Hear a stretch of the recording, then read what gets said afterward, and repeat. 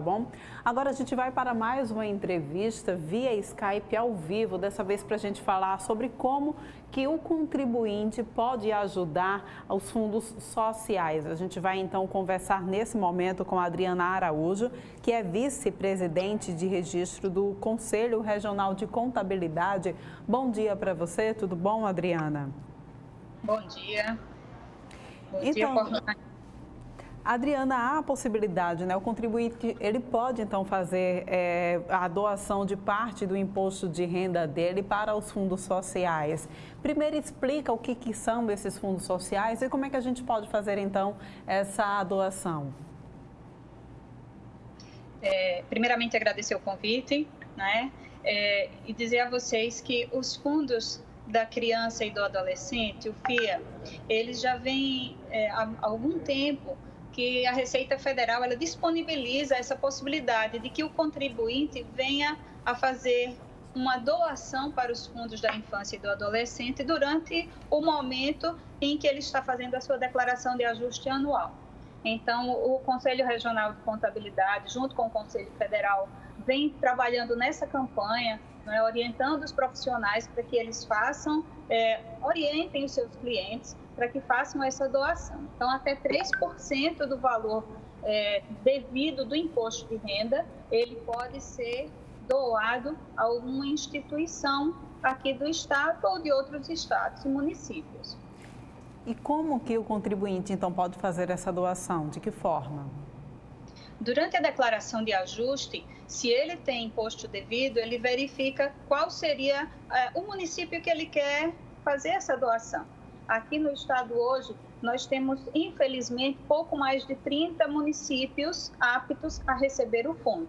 Então, imagine que de 102 municípios, apenas 38, quase 40. Então, estão aptos. Então, ele escolhe o município e, durante a declaração de ajuste, o profissional ele vai fazer o cálculo e já prepara a guia separada da guia do imposto de renda e ele faz o pagamento até o último dia da declaração, até 30 de junho. Agora, Adriana, o que é que faz esses municípios ficarem aptos ou não para receber essa verba? Bom, eles precisam realmente procurar um profissional, não é? Preparar toda a sua documentação, ter certidões de regularidades em dia, todas válidas, não é? Ter um registro aí do Ministério para que sejam autorizados a trabalhar e a receber esse recurso. Você imagine que nos últimos anos nós estamos fazendo esse trabalho, um trabalho em parceria, um trabalho conjunto esse ano pela primeira vez, com várias instituições, com a Receita Federal e outras instituições, o Conselho também participando dessa parceria, e conseguimos um aumento nos últimos anos em torno de 175% na arrecadação. Então, imagine, nós temos um potencial muito grande de arrecadação para ajudar os fundos. No primeiro ano que nós fizemos, conseguimos 94 mil e hoje esse número aumentou bastante. Então, as instituições, elas se cadastram, podem receber esse recurso para aplicar. Então, você imagine, instituições que cuidam de crianças vítimas de abuso, de violência, nós temos idosos, enfim, temos várias instituições com trabalhos maravilhosos aqui no estado, precisando realmente desse recurso. Certo. E para a gente deixar claro aqui, esse valor, ele é retirado da possível restituição que o contribuinte iria fazer, ou ele é realmente retirado do que a gente paga ao leão, né? Digamos assim, a Receita Federal?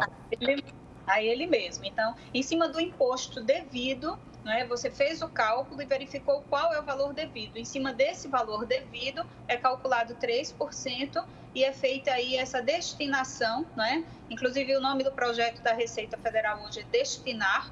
Então, é feita essa destinação para os fundos da infância e do adolescente, nesse momento. Então, veja que o trabalho é lindo, não é? Precisamos muito desses recursos, as instituições precisam se regularizar. Eu fiz um levantamento médio na declaração desse ano de alguns fundos municipais que estão aptos.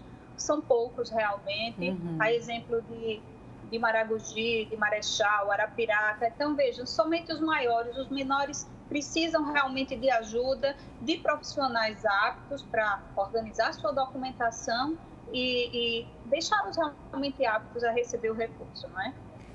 E é uma ação que gera benefícios não só para quem recebe, mas também ao contribuinte. Claro, o contribuinte, no momento em que ele tem aí o seu imposto devido, ele está ajudando várias instituições. Então, se ele ia destinar parte do seu recurso, não é, para o leão, para a Receita Federal, por que não ajudar as instituições de caridade?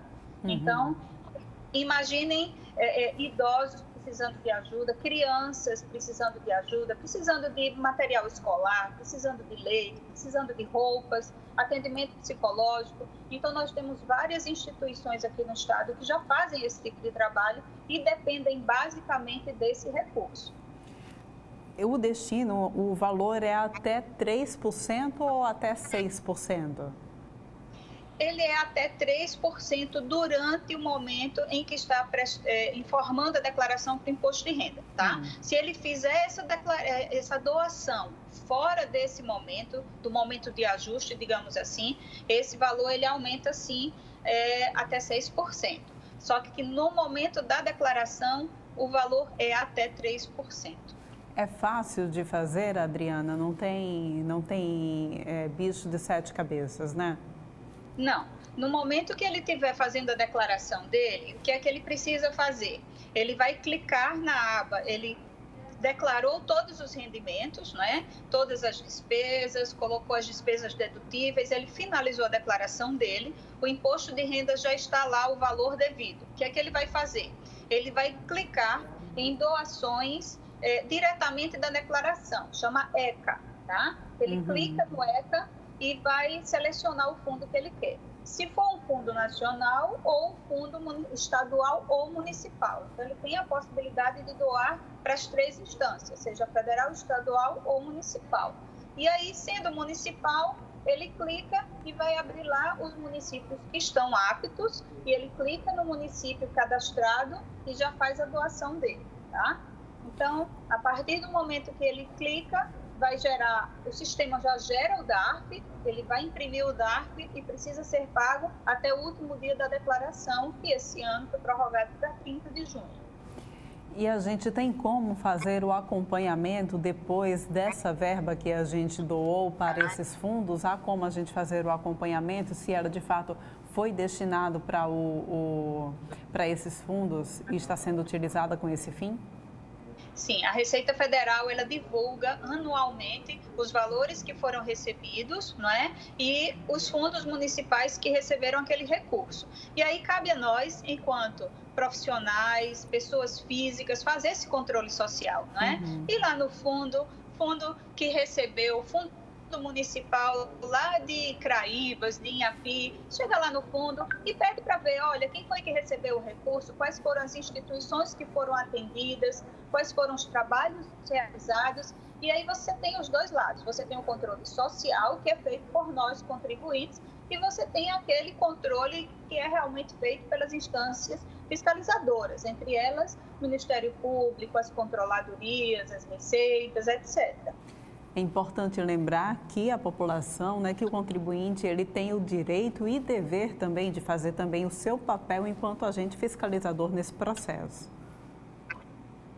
Pois é, o controle social ele vem aí de uma forma muito ampla. Hoje nós temos as ouvidorias em todos os municípios, nós temos a lei de acesso à informação que permite que qualquer pessoa física solicite dados, essa prestação de contas dos fundos, né? Quem recebeu o recurso, como recebeu. Então, não precisa se identificar, ele pode fazer esse pedido de uma forma anônima, não precisa dizer por que ele quer, para que ele quer, basta se cadastrar lá na ouvidoria ou no ESIC do município, na página do município, isso deve estar lá num campo claro. Então, ele clica, faz o cadastro dele, solicita e em até 20 dias o município é obrigado a apresentar essa prestação de contas a ele de uma forma muito prática, não precisa ir lá tirar cópia, já pode receber em PDF, no e-mail dele. Então, esse controle social, ele é muito importante. Adriana, a gente tem aí até o dia 30 de junho, então, para fazer a declaração do imposto de renda. Eu queria que você pudesse passar aqui para a gente quais são as novidades para esse ano para a declaração, quem precisa declarar, só para a gente fazer um apurado e fazer o alerta para o pessoal também não perder o prazo, né? Claro, todo contribuinte que recebeu recursos tributáveis, ele precisa apresentar a declaração dele do imposto de renda até 30 de junho. Então, muitas vezes o contribuinte se passa, primeiro passo dele é solicitar na empresa onde ele trabalha a declaração de rendimentos. Se ele observou na declaração de rendimentos que existe imposto de renda retido na fonte, ele está obrigado a declarar esse imposto de renda até para ter a restituição. Então, ele separa a documentação dele, não é? Se ele teve despesas médicas, despesas hospitalares, despesas com os filhos escolares ou dele próprio, tudo isso entra como despesa dedutível. E ele vai preencher a declaração. Hoje a declaração é muito simples de ser feita, mas o ideal é procurar a orientação de um profissional, de um contador que faça essa orientação, não é? Um outro detalhe são os médicos. Aqueles profissionais que são autônomos precisam ter um livro caixa escriturado, organizado, e preparar essa declaração sempre apoiado com alguém para não ter lá na frente aí um desabor com a Receita. Exatamente, então fica aí para quem está nos assistindo esse alerta, é fácil de fazer, não pode perder o prazo, senão cai na malha fina, né? Então, olha só, atenção até o dia 30 de junho, cada um fazendo a sua parte. Fica à vontade, pode falar. Adriana? Acho que a gente está com um problema. Nós estamos aí com a perda de áudio. Nós estamos, então, aqui com a perda de áudio, então, de qualquer forma, vou me despedindo de você, agradecendo pela tua participação aqui no TV Mar News e a gente volta a se encontrar em qualquer outra oportunidade, tá bom? Quem está nos assistindo, atenção, não perde o prazo até 30 de junho para você fazer, então, a sua declaração.